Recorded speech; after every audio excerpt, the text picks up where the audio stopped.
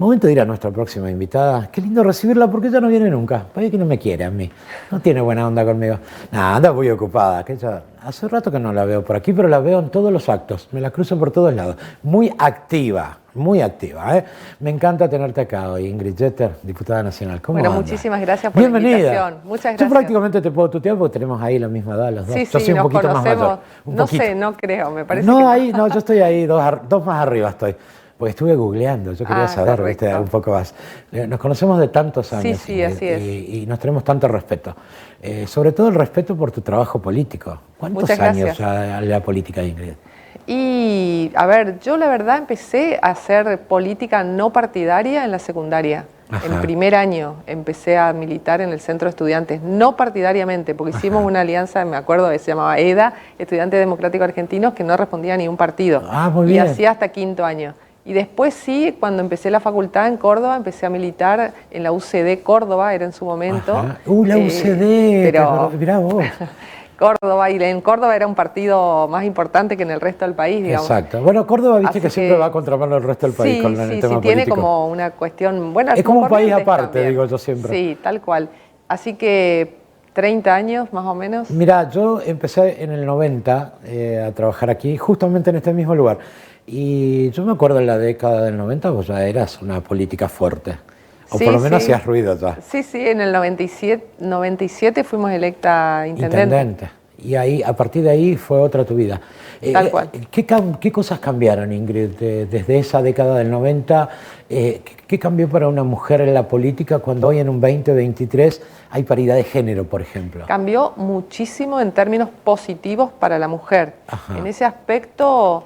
drásticamente. En un inicio era muy difícil, muy duro. Yo, de hecho, en la facultad había militado en contra de la política del cupo. Del cupo. Había militado en contra, porque decía, bueno, todas las mujeres tenemos que ganarnos nuestro lugar por mérito y no puede ser que nos den ese tercio. Y después, cuando empecé a hacer política verdadera, real, creo que fue incluso ya como electa intendente, me di cuenta que el machismo era feroz, atroz, ¿Y cómo te lo llevabas adelante? Porque a vos te tocó enfrentar a viejos políticos, lo que vulgarmente le decimos los dinosaurios de la política. ¿Te tocó lidiar con esa gente? Sí, la verdad que, bueno, me parece que lo pude hacer porque era soltera, porque vivía en mi casa con mis padres. Ajá. Es como una situación diferente. Uno... No tenías a alguien que te taladraba la cabeza, ¿para qué andas en esto? Estás perdiendo tiempo y tampoco y todo eso. Uno no tenía la responsabilidad que a veces uno tiene, que ahora tengo, por ejemplo, de 2 hijas. Ajá. Entonces uno enfrentaba todo. Claro. Y después sí, al poco tiempo, creo que fue segundo año de haber sido intendente, fui a un seminario que no sé cómo caí ahí, que había todas mujeres. Estaba Gabriela Michetti, que no era todavía conocida, ajá, era miembro de una ONG. Y ahí hablaron muchas feministas y contaron, bueno, sobre las luchas que habían tenido.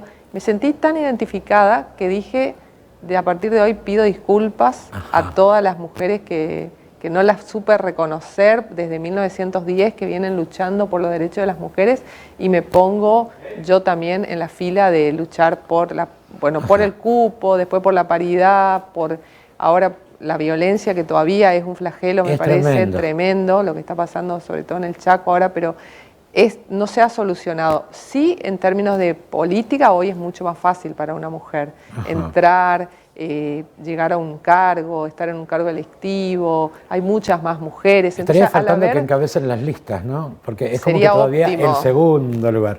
Sería óptimo. Y también todavía lo que pasa, no en todos los casos, pero todavía pasa que ese segundo lugar o ese cuarto... lo eligen hombres, digamos, ¿no? O sea, como que los lo siguen hombres eligiendo los hombres. Todavía, no digo en todos los casos, pero en muchos, lamentablemente sí.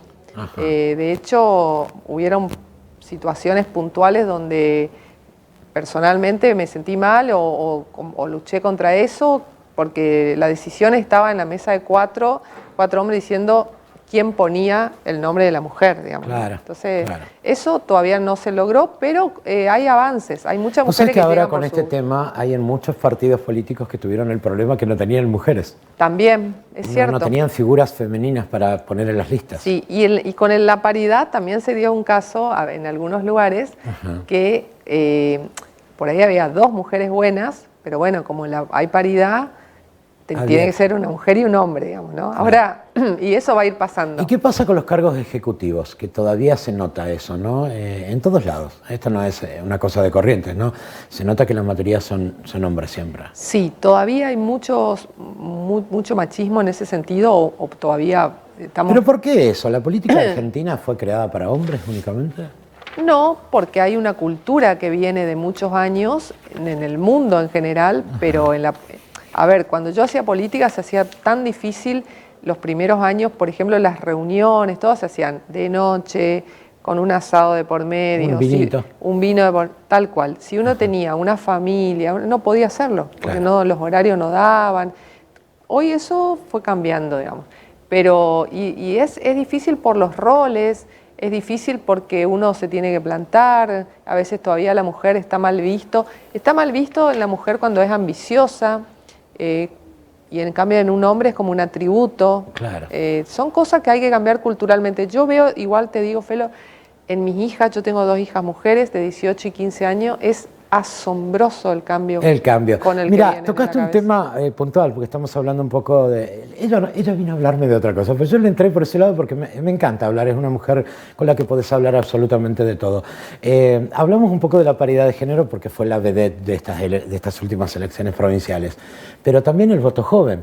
Sí. Y me estás hablando de que tenés 2 hijas. ¿Cómo ves a tus hijas involucradas con esto del voto joven? ¿Les importó, no les importó? ¿Les dio igual? Porque es como que parece que por la cantidad de jóvenes que votaron, es como que no les importó mucho tener el derecho al voto. Sí, tengo que decirte tristemente que les dio igual. Les dio igual. En el caso de mis ¿Y cómo hijas, revertimos eso? Te digo, los que hacen política. Vos como política y yo que también hago política a través de un medio. ¿Cómo revertimos?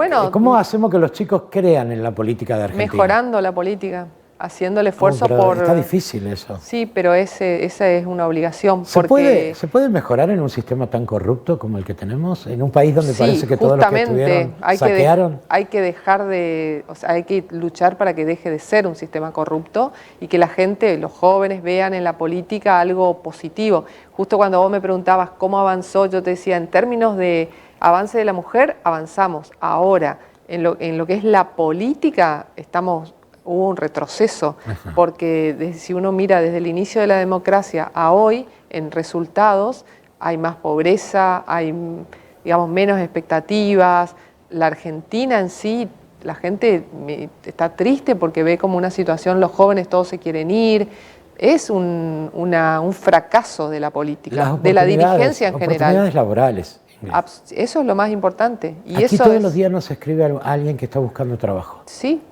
Sí. Y eso que la pandemia permitió que se generen muchas fuentes crecieron mucho los emprendedores, los microemprendedores. Sí, pero con pocas posibilidades reales, ¿no? Uno ve en otros lugares los chicos nuestros que se van a trabajar en cualquier lado, y hablo de todas las clases sociales, hijos de un peluquero, de un policía, de un médico, lo que sea, consigue un pasaje y se va unos meses a trabajar, o 1 año o 2 años, algunos se quedan. De Riachuelo hay muchos chicos que se han ido o a Estados Unidos o a Europa a trabajar, a Estados Unidos más que nada.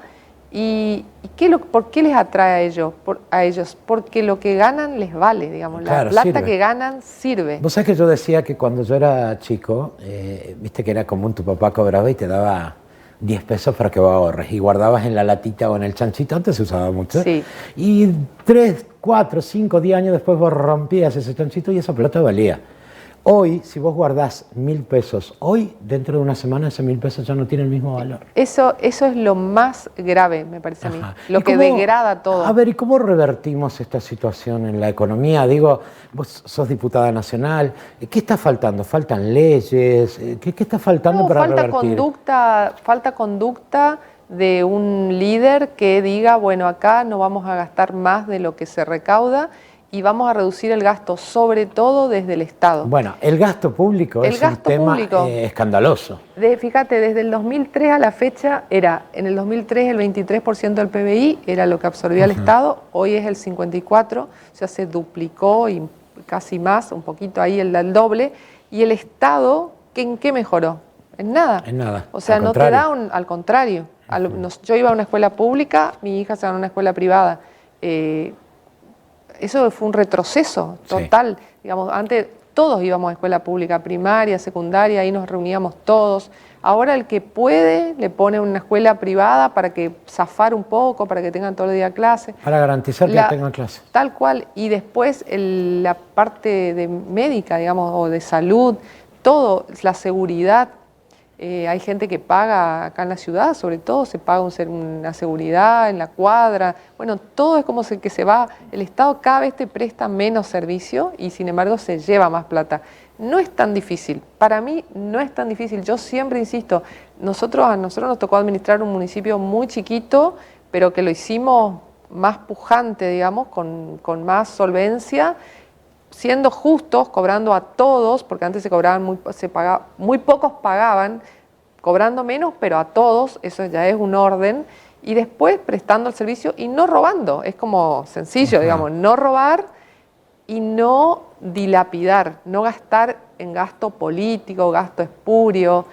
Y cuando pasé a Vialidad Nacional, ahí eran los presupuestos muchísimos más importantes, de gran envergadura, y me acuerdo de la primera vez que me tocó hablar en una reunión nacional, en Vialidad Nacional, les dije, mi mensaje fue, cuiden más la plata, o sea, ustedes no se imaginan lo que se gasta en este organismo. A mí me asombró el despilfarro de plata en cosas. Y lo importante que es tener una obra, ¿no? El arreglo de un camino rural, de una ruta nacional.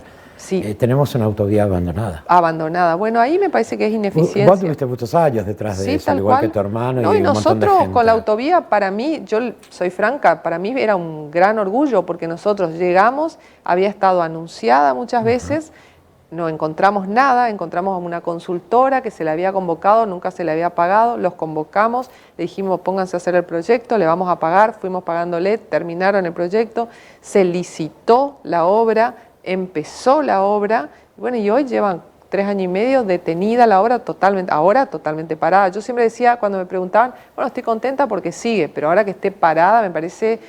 Y eso es falta de compromiso. Para explicarle a la gente, ¿qué falta para reactivar eso? Trabajo y vocación de ponerse la obra al hombro.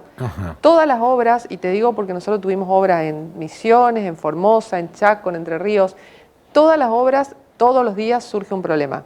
O sea, todos los días en obra, si en tu casa pasa eso, imagínate en una autovía, digamos, ¿no? Hay un frentista que se enoja, hay alguien que pone una medida de no innovar, siempre hay un problema, pero ahí falta justamente trabajo. La gente que está a cargo tiene que constantemente estar gestionando y viendo, bueno, esto cómo lo resuelvo en la justicia, lo resuelvo con el rectorado. Nosotros para el proyecto tuvimos que interactuar con el rectorado que nos donó, porque ahí hay un nodo, que hay como un sobrepuente, nos donó tierra. Tuvimos que interactuar con el arzobispado, con el municipio, con la provincia. Sí, no es con fácil, la gente cree que es ir y construir nomás. Pero es todos los días. Y ahora en Riachuelo se está haciendo la obra más importante, que es la cloaca, para toda la zona urbana, y son 48 kilómetros de cloaca.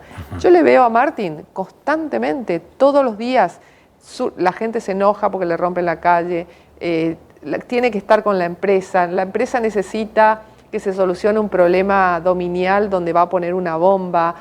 Son todos los días que el intendente, en este caso, pero en el otro, el de Vialidad, tiene que estar al lado apoyando a la empresa, controlando a la empresa y bueno, y haciendo que la obra camine. Si vos dejás que las cosas pasen, no pasan. No pasan. Ahora, ¿qué país se va a encontrar el próximo presidente, ¿no? La próxima gestión? Se encuentra un país muy pobre. Complicado, muy pobre. Esa es la definición. Muy pobre en todo sentido, en términos de plata, en términos culturales. ¿Y cómo se puede revertir? Si de golpe te encontrás con un país endeudado, con una inflación tremenda, con falta de trabajo, con desnutrición, con problemas de salud y todos los problemas que tiene nuestro país. Digo, ¿quién quiere hacerse cargo de esto? Bueno, hay gente con vocación pública. Uno tiene vocación pública, por eso está en esto.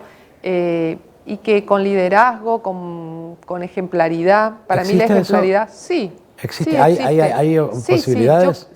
Yo confío mucho. Mira, pero el argentino parece que no lo entiende, Ingrid, porque parecía que esta historia iba a cambiar en las elecciones presidenciales anteriores y sin embargo siguen ganando los K. ¿Por qué? Lamentablemente, pero esta vez no va a suceder. ¿No va a Esta suceder? vez no, esta vez vamos, yo tengo mucha esperanza. Ajá. Mira, te pongo el ejemplo. El otro día estaba en el Congreso, recibimos a unas autoridades alemanas. Yo estoy en el grupo de parlamentarios que tienen relación con Alemania. Me tocó la vicepresidenta ahí, la buscamos, digamos. Recibimos gente de Alemania y un hombre que era presidente de una fundación muy mayor me dijo, este país tiene que salir adelante. Si yo le conté que mis abuelos eran alemanes y vinieron en 1925. Me dijo, en ese momento Alemania era mucho más pobre que la Argentina. Claro, y es hay cierto, que tener entonces, en cuenta que toda la gente que vino, todos estos movimientos de inmigrantes que tuvimos, venían en la Argentina porque era una tierra de oportunidades. y porque ellos estaban pobres. Entonces tenemos que Son pensar... países que pasaron 2 guerras mundiales y se levantaron. Por Nosotros eso, no nos podemos ¿cómo levantar no de nos esta podemos crisis. levantar? Por eso tengo mucha esperanza, lo vamos a hacer. Yo tengo esperanza, por eso sigo en la política, por eso sigo trabajando. Tengo esperanzas. A veces uno se desilusiona, por supuesto, y se frustra muchas veces, pero tengo esperanza. Lo que falta es liderazgo. Insisto con esta palabra ejemplaridad, porque si el que está arriba no da el ejemplo de esto que te decía, de no robar, de tener austeridad, de trabajar 20 horas, de todo eso, no hay posibilidad de que los que están abajo vos le puedas exigir, digamos. Por eso Entonces, el que lidere... Vos sabés que yo siempre insisto acá, lo importante que es el voto, ¿no? Sí. Lo importante que es ir y poner nuestro voto porque es la suma de lo que queremos. Pero nos encontramos con resultados como en estas provinciales, donde más de un 40% de la gente no fue a votar. Bueno, a nosotros eso nos tiene que llamar la atención y hacer una autocrítica.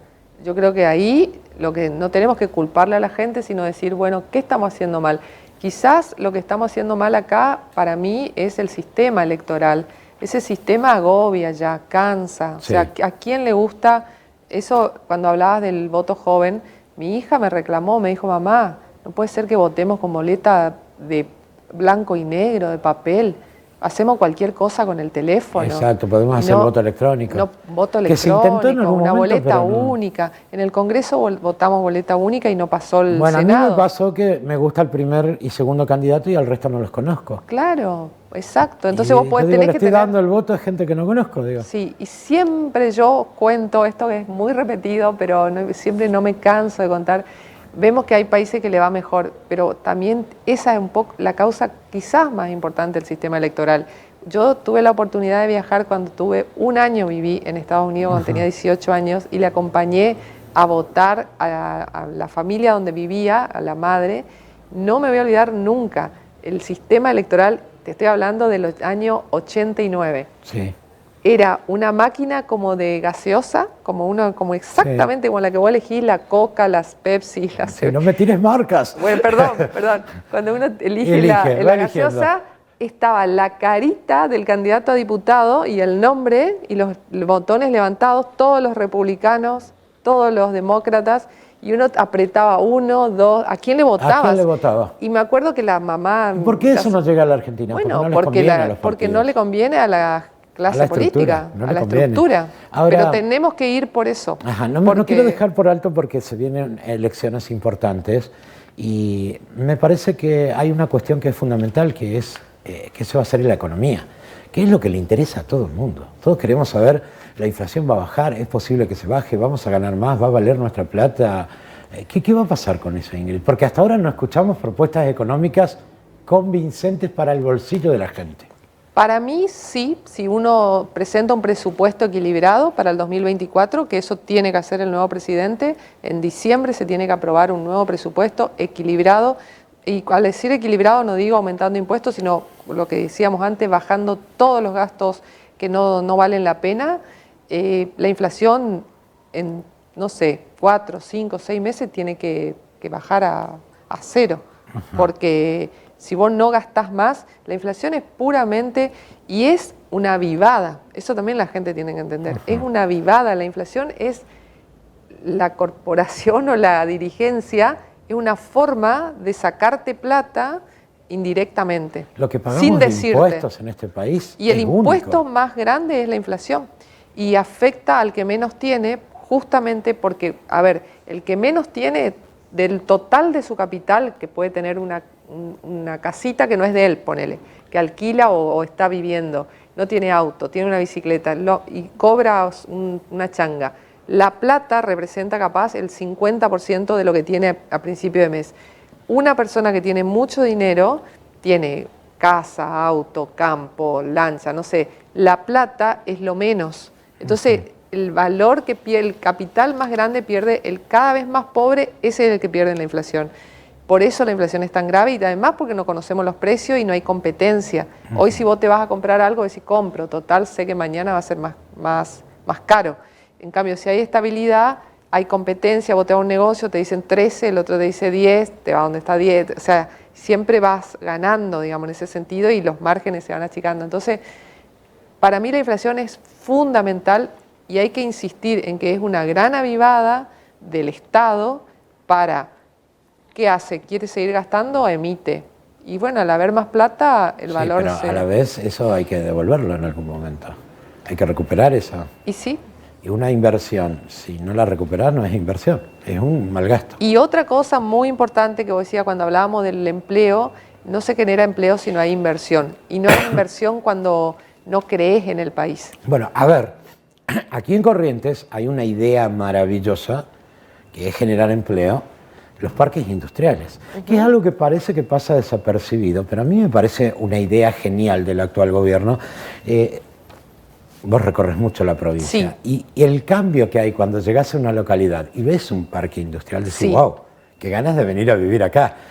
Se perdió esa cultura de las grandes fábricas en las entradas de las ciudades. Digo, no es tan difícil generar empleo. No, no es tan difícil, es darle seguridad. A ver, al gobierno nacional le conviene tener gente con planes y no gente trabajando.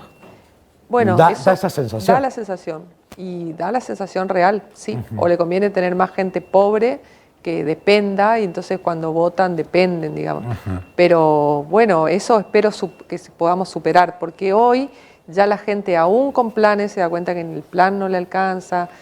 El plan hay que tomar como que la gente que tiene un plan es una víctima, digamos, o sea, no culparles, es el Estado el culpable que los ha hecho planeros, que incluso los hacen trabajar de planeros. Exacto. En Buenos Aires cuando uno ve, alrededor del Congreso tenemos todas las semanas. Los ves todos los días. Todas las semanas, todos los días.